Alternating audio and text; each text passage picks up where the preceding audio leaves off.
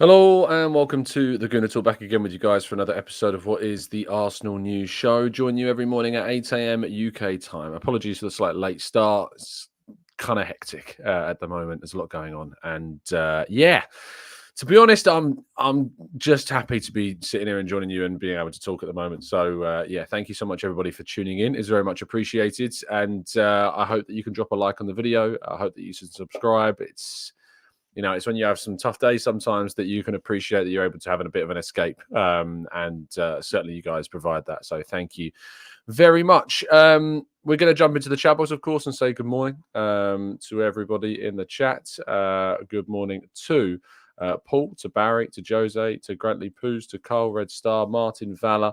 Good morning to Amira, Shari, Martin Damien, Sweating Merlot, Rob, Matt G, Stephen, Glenn, Steve, Black Shine. We've got plenty more of you all joining us as well. Thank you to everybody. It means a lot. And hopefully we can, hopefully next week will be a better week. That's all I can say. It's been, it's loads going on. I'm sure that I'll be able to talk to you about it very soon, but there's a lot going on at the moment. Let's jump into today's stories, shall we? Arsenal progressed into the next round of the Conti Cup, of course, the holders of the tournament. Fantastic achievement last season, and Bristol City had absolutely no chance against Jonas Eidevall's sides, in which they progressed 3 goals to the good. Well, 3 goals to 1, but a very comfortable victory in the end. Certainly one which will encourage the continual improvement of our form, because, as I've mentioned, and I continue to mention, is that we didn't start the season too well. I still haven't really got over the fact that we're not playing Champions League football this season, but the positives are that Arsenal, of course, come through. We saw goals from Black Stenius getting another goal. She's in great form, really is putting in some great goals. We've signed Russo, Beth Meady's back, yet Black Stenius continues to be a key goal scorer for Arsenal. Mead actually got an assist for Marnham to score as well. That depth that Arsenal have got in their squad has just been absolutely excellent. And so to see the likes of Beth Mead back in action and assisting as well. And then Lotta scored the second goal in the game as well. And I said the third goal rounded things off very happily when we can go through to the next round. So, really positive stuff indeed. Moving forwards and into transfers as we get closer to that January transfer window, we've got some interesting links cropping up. And don't worry, we're going to talk about all of them. First of all, according to Fabrizio Romano, Arsenal are one of the clubs scouting Miguel Gutierrez, the Girona left back. I can't say that I know too much about him, to be honest. And certainly he's a player that in a position that we've got a lot of depth. If you think about it, you've got Zinchenko, you've got Tomiyasu, you've got Kivior. We've got loads of depth right now. And Miguel Gutierrez, a young player that's been impressing in Spain so far, is certainly one that seems, according to the ever-present fab, that Arsenal are going to be moving for. So certainly very, very interesting to see if any further links in that position crop up, because I don't necessarily look at left back and go, we're going to need loads of depth there, because we've got Yuri and Timber, of course, coming back next year. And we've got obviously Tomiyasu, Zinchenko and Kivior, as I say, already in that position. But maybe they want something different. They want a different style of fullback. Maybe that's what Arsenal are going for. And speaking of what Arsenal are going for, well, Douglas Luiz is apparently the primary midfield target for Arsenal once again. We know that Arsenal certainly were very keen on the player back in the summer of, 2022, where we really tried to sign the player at the end of the window. We had 3 bids, I think that it was, rejected for the Brazilian midfielder during that summer transfer window's deadline day. Didn't move for the player, it seems, quick enough, and weren't able to convince Villa to sell. And then he signed, since then, a brand new contract also.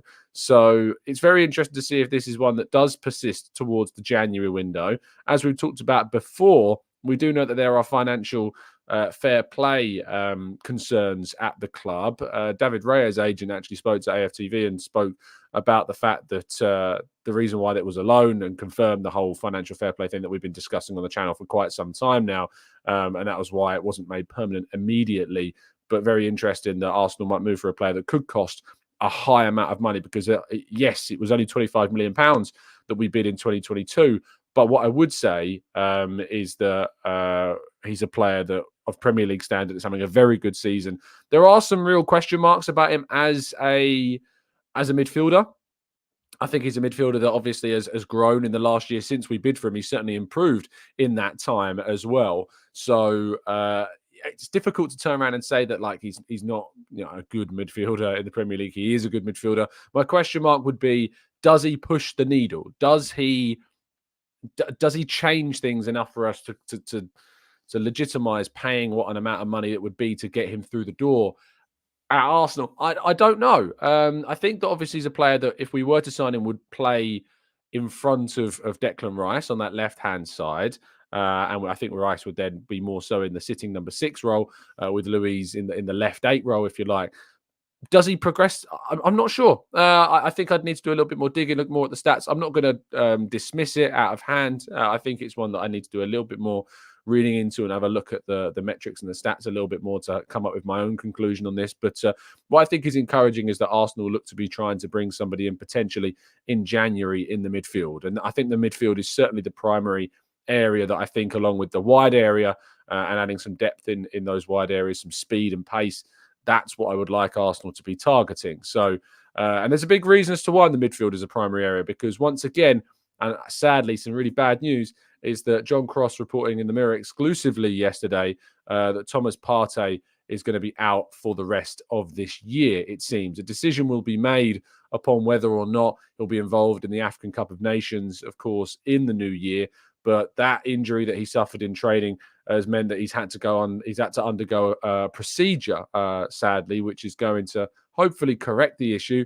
But it means that he is out for the rest of this year, which is a huge, huge blow for Arsenal, obviously. They are still doing exceptionally well without him. We have Jorginho, that's why we bought him. We've got Declan Rice, of course, as well. And both of those are very reliable when it comes to their attendance, touch wood. But it is a huge blow to lose Thomas Partey for this extended period of time. Hopefully, it sorts itself out, and we can have the player back, or at minimum, we bring somebody in during that January window, like a Luiz or somebody else, just to add that depth, add that quality again. Still, but it seems that there is certainly plenty of discussions and debates to be had about what happens for the future of Thomas Partey. Right, that is the end of part 1, which means we're going to move to part 2 and your questions right after this.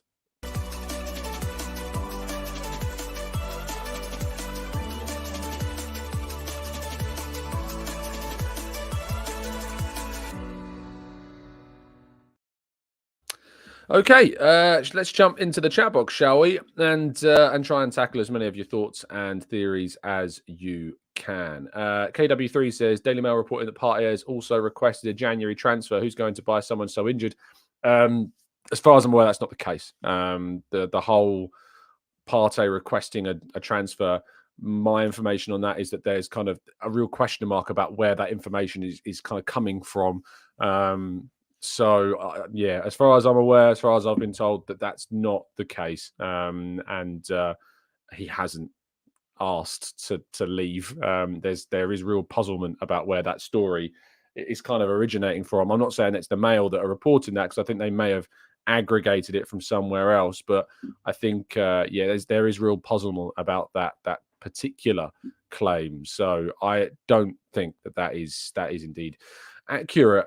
John says, could we have planned Saka's limp at the end of the game? I can't help but feel him coming off on Wednesday was planned for him to miss the England call-up. I can't see him playing Saturday. What are your thoughts? I think he will play Saturday, John, to be honest. No, I don't think that was planned at all.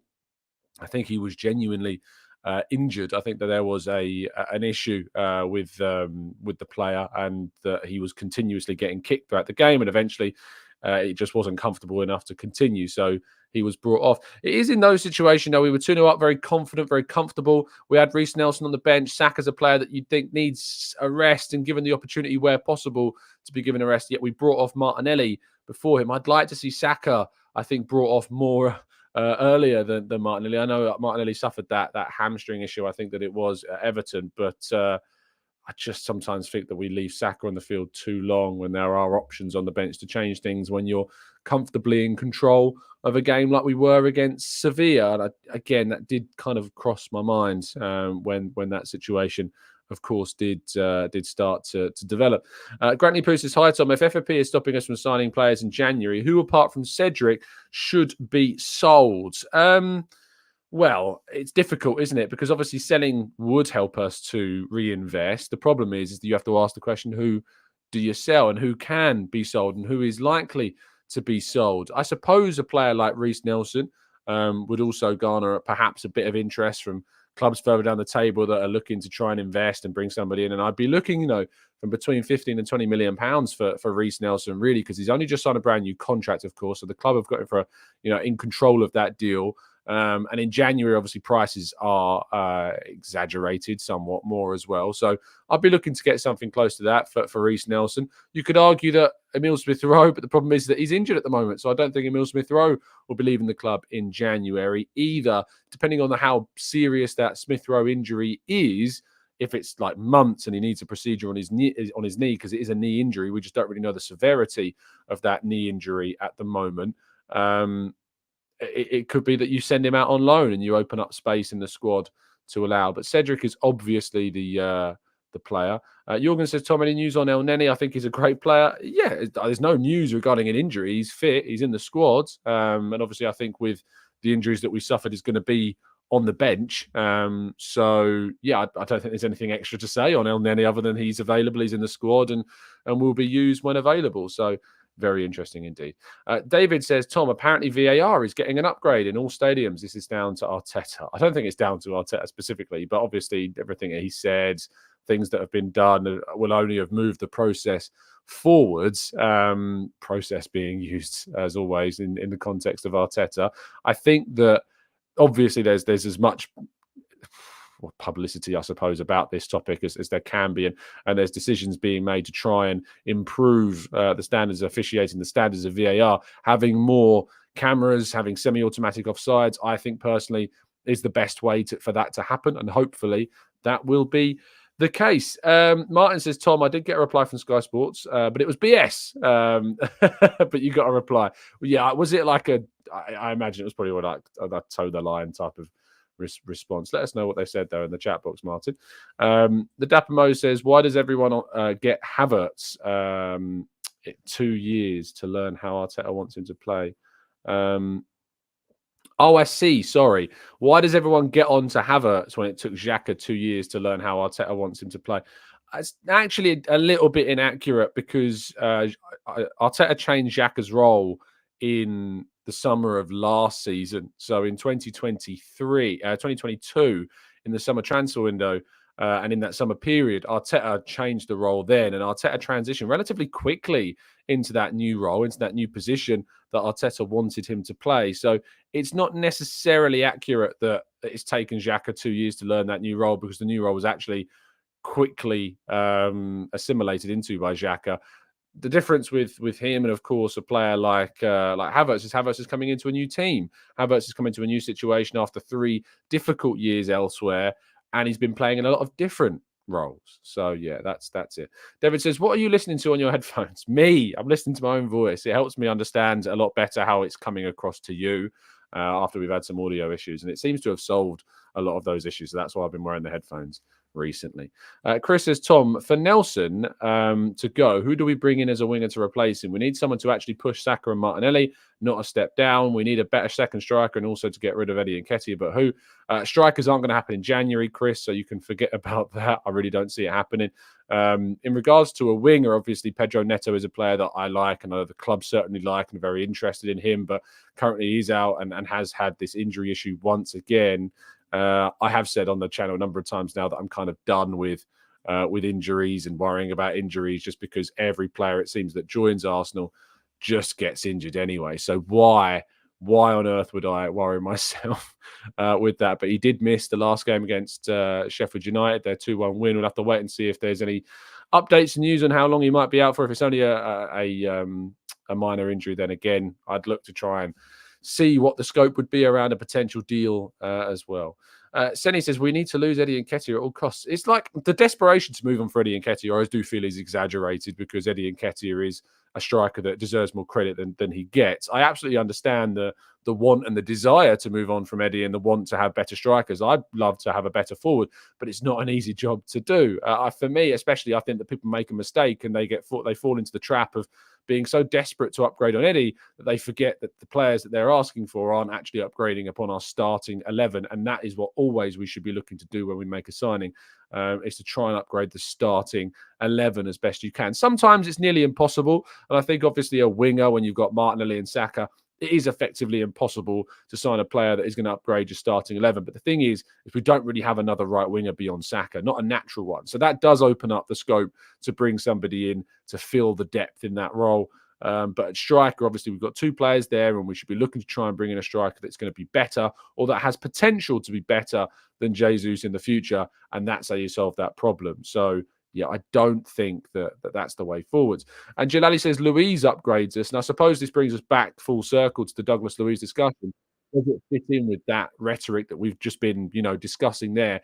Does signing Douglas Luiz change things drastically for Arsenal? Does it push the needle of quality? Well, if you're looking at Arsenal's starting 11 of Partey, Rice, and Ødegaard in the midfield, the answer would be no. Douglas Luiz doesn't do that. The issue is with that is that Partey is so persistently injured that maybe we have to look at things from the perspective of Partey not being in this team. So if we take Partey out of things, we've got Rice, Jorginho, and Ødegaard, or you've got Rice, Havertz, and Ødegaard, or you've got Rice, Vieira, and Ødegaard. Or you've got Jorginho, Rice, and Ødegaard. Does Luiz then change things for us? Probably. I think he's probably a better box-to-box midfielder than Havertz. He's a better box-to-box midfielder than Vieira. So there is an argument that he does push the needle. If Partey was to say not be available for us anymore, then I think yes, for sure. But are Arsenal better off going for Yusuf Fofana, for instance? Are Arsenal better off going into the market and trying to find Nicolo Barella, perhaps, and give you something more offensive in the midfield? I'm not sure. So I think there are a lot of questions and a lot of avenues that Arsenal can explore with the midfield. And January seems to be potentially an area where, a time and place that we might do that. Dow says Timber. I assume that's Urian Timber's twin brother, Quintin Timber, who plays for Feyenoord, as a suggestion to play in the midfield. Maybe he's a very good player. P-Way says Andre, who's playing currently at Fluminense in Brazil. Again, very exciting young player. Does he push the needle? I think there's potential for him to do that. So yeah, let's wait and see. Let's scroll up a little bit more. Martin got his response from Sky when complaining about Dermot Gallagher, and the response was, we try to ensure our broadcast provide viewers with balanced and informative commentary. Yeah, I imagine that was the type of response that you might get. World Citizen says, did you see Luiz's assist last night? Reminded me of Xhaka's assist for Jesus against Brentford. Sublime. He's improving. And what I would say is that's why I'm not dismissing the idea of it at all. And I think that if you are dismissing the idea of Douglas Luiz, I think it's because of your preconceptions of the player from previous summers. Like, if your opinion on Luiz has not changed since the summer of 2022 at all, I think that comes from a place of not really watching him or not understanding that he has improved since that point, and significantly so. He's become one of the better midfielders in the Premier League, and certainly has been one of the best performing midfielders in the Premier League this specific season. So if your opinion on Luiz hasn't developed or progressed in any way since the summer of 2022, I think that probably comes from a place of, I know ignorance is a really, really harsh word, but it is in plain terms probably what it is. I don't think you've watched him since that point. But there are still certainly question marks about whether or not he's the guy. Is he the midfielder we want? Is he the player that is the right one? Because as soon as you commit to that player, as soon as you invest in him, and it's going to cost you a significant amount of money, it's very, very difficult to then go out and buy somebody else. 2 seconds, guys. I'm just going to plug in my laptop because for some reason I didn't do it. So there we go. Sorry. We've sorted that out. Just saw my little battery bar in the bottom right-hand corner going very crazy. We're good. We're going to is Danny Olmo a viable option as an 8? Danny Olmo is a very good player. He's a fantastic player. The problem with Danny Olmo is that I don't know why or where he fits. And he can play in a wide area, but he's not a winger. And that's an important point to say. He's not a winger at all. He's an attacking midfielder that can play in a wide area. And if we can't find a place for Smith Rowe at the moment, I'm not sure how we find a place for Danny Olmo. So yeah, I'm not sure. I'm not sure that's working. I think since I've plugged in my charger, that the audio may have gone a bit weird. So apologies for that. Hopefully it sorts itself out very, very soon. But I don't know why it's done that. Very, very frustrating. Rob Bob says, what do you think of journalists not asking Southgate about Ben White? In the presser, the first journalist really pushed Southgate about Sterling and whether they'd fallen out. What are the questions about other players? I don't know. Mikel Arteta was asked about Ben White in one of his press conferences recently. And he kind of was very coy about it. He didn't really go into much depth about it. He just praised Ben White and said, what a good player he is, and that the decision has to come from the national team. So it's not an Arsenal thing. We know that, but he was asked specifically in a press conference recently. I think it was before Newcastle. I think it was before the Newcastle game. He was indeed asked about that, about Ben White. So yeah, there has been an answer from Arteta, but again, no one's asking Gareth Southgate. And I don't know, maybe they've been told not to. Maybe there's been something from the press side of things, the press, the PR, the press relations people have kind of, hinted to say, don't ask about Ben White because we're not going to give you an answer on it. I don't know. I'm just assuming that and, hypothesizing on that one. But Arteta was asked about it recently. Chris says, hi, Tom. Hypothetically, you are the manager/owner. What would be your course of action to turn Arsenal into favourites for the competitions and overcome City? I think as an owner, if you're owning a club that is already under scrutiny from financial fair play, which we are, because that's why we signed David Raya on loan in January instead of buying him permanently. I think what you've got to do first of all is have a really strong plan about selling players, because clubs like Chelsea have been able to recoup huge amounts of money for a lot of their players. I think you have to have a better. We've obviously moved on Ben Napper, who was in charge of the loan system. That's not to say that he wasn't good. He was a very good. He was a very good loan manager. Sorry, TGC sneeze wrecking me there. It's. I think the loans can still be better in some ways used to kind of generate some more money for Arsenal, because we've not been particularly great at selling younger players at all. And we need to make sure that we improve that. Obviously, we've made some decent fees for players like Emi Martinez and Joe Willock and Alex Iwobi, Alex Oxlade-Chamberlain in the last decade or so, but not to the frequency that we need to. So if we're going to try and deal with the FFP situation, we need to make sure that we are selling better, and that when it comes to selling players like Nelson and Nketiah or Smith Rowe, and that could happen in the near future, we need to get a very, very good amount of money for those players to not only bring the money in, but change the reputation, change the discussion around Arsenal as a selling club. So yeah, we need to make sure that is changed. That would be one of the first kind of things that would be discussed, and that's not to say that's not being discussed now. I think that it is certainly on the table as a club, that and one of their kind of avenues that they would want to explore about how they can sell better. In regards to kind of then how you take us to a level of City, if the expectation is that we do it in a year or two and overcome City, I just don't think it's realistic ultimately, because City are a team that are facing an alleged 115 breaches, and that's going to take a long time to sort out. How can you go up against a team that are embroiled in that type of thing at the moment without breaking rules, just allegedly breaking rules, yourself? It's very difficult. So I guess we're going to have to wait and see. It's very hard. People say, oh, sign Mbappe, sign this person, sign this person. It's just not that easy. This isn't a video game. This isn't playing career mode. It's not that simple. So I'd keep faith in Arteta for now. So I think he's doing a fantastic job. And I think that Edu also is doing a good job, but there are some question marks about some of the deals that we've done recently. And I think that's more so on Arteta, actually. Arteta was the one that pushed for Havertz, for instance. Edu was just the guy that got the deal done in the end. But we need to make sure that we are meticulously planning deals that for me aren't risks. We can't afford projects. We can't afford to take risks on any more players. We need to make sure that we're going for players that are on the up, on the rise, that are always moving forwards, and that are going to be able to seamlessly join the club and continue that journey, rather than players that we have to try and unlock that potential. I think that's what's important. Let's scroll up a little bit more. Jimbo says, "Morning, I'm late. I was stuck in Greg's." How can you get stuck in Greg's? You choose to be in Greg's, Jimbo. There's no getting stuck there. You've chosen to be there. Like, don't try and usurp us with and deceive us with your words. We know what you're doing. We know what you're doing, Jimbo. As a free promotion for Greg's. Olu says, City signed Kovacic and Nunez. Whilst they are great, they are not elite signings, and sometimes you make necessary moves for the circumstances. I mean, we say they're not elite signings. Kovacic is a Champions League winner, has been at the top of his game, with Croatia and with Chelsea.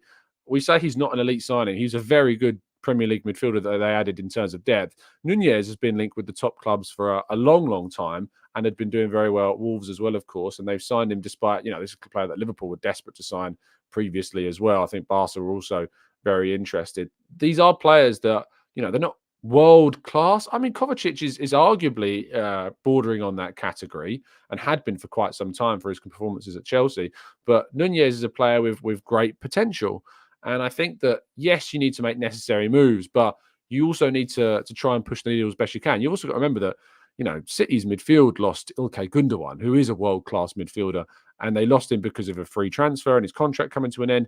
Very difficult to replace that. It's not like Arsenal are losing a world-class player and having to replace them, other than, I suppose, Thomas Partey, if we're going to talk about potentially losing him. But that's when maybe if you lose Partey, that it's not going to be realistic to bring in a world-class midfielder in this current market when Arsenal have got the financial restrictions that they currently are abiding by. So Douglas Luiz, does he fit that well? I think financially he's still going to be very, very expensive indeed for anyone to try and sign him.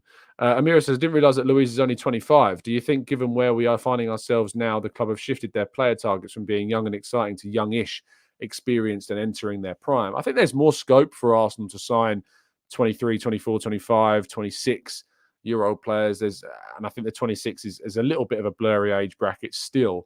But there's more scope for that.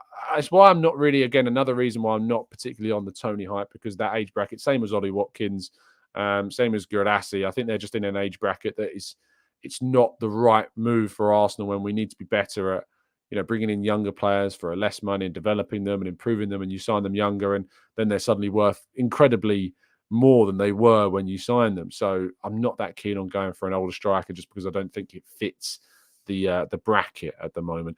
Callum says, with Partey being ruled out for the rest of 2023, do you think this will change plans to sell him in January in terms of location? I don't know who's going to buy him, Callum. That's the problem. You've got a player that's out. He's gone under a procedure. He's going on the African Cup of Nations in January as well. I don't see him being sold. I don't really buy into the reports that there are suggestions that he could go in January, because it's certainly not what I've heard either. So I guess we're going to have to wait and see on that one. Things change very quickly. Things could change next week, and then all of a sudden I look quite silly. But as is right now, certainly that's not the information that we have at all. Martin says, are you taking care of yourself, mate? You look a little bit pale, unless it's probably the lighting. I can make myself look less pale. There you go. It's a very bright white light, so I can change it by doing that. But it's kind of messes with the lighting sometimes. It goes like high and then low. It's weird. I don't get it. But yeah, I mean, I'm going to have to talk about stuff. I'm sure stuff will be spoken about in the next couple of weeks. There's a lot of chaos going on, at the moment, and a lot is kind of happening at once. So yeah, I'm sure I'll be able to discuss it with you in an amount of time, but it's not really for public discussion at the moment. Mark says, what do you make of the independent panel ratifying the decision to allow the Newcastle goal and saying that the foul on Gabriel was not significant? I think it's a load of rubbish, to be honest, Mark. We all know it was a foul, and it's completely unsurprising. So, yeah, the less said about that, the better. Jay says, what is the age limit on transfers? Again, it's contextual. You can't just put a random number on things and say, never sign a player over this age, because it depends on the situation. It depends on things. It depends on the position. It depends on what depth we've got there already. It depends on what the players like injury record, I suppose, at that age bracket is in some ways, although I'm not that keen on talking about injuries as much as I used to be. I don't think that there is a specific age. I just think it's all down to the context of a certain player's situation. So, yeah, let's wait and see. Anyway, I'm going to end the show there. I might be doing a preview show. I haven't been able to check really too much on Discord. I did put a request in maybe to do one tonight. Let's see if we've had any responses. I'm doing this live. I shouldn't do this. Yeah, okay. We look like we might be able to do one. I'll be jumping into the Discord a little bit and trying to sort it out. Thank you for being here. Thank you for watching the video. If you could drop a like, I'd very much appreciate it. If you could subscribe to the channel, I'd also appreciate that. Yeah, thank you for continuing to support me and everything that we do here. It's very much appreciated. I will speak to you very soon, hopefully this evening, for a preview of the game against Burnley. Of course, I'll be continuing to provide you with some updates over at football.london and on, of course, the platforms over there. So thank you for tuning in. And as always, up the Arsenal.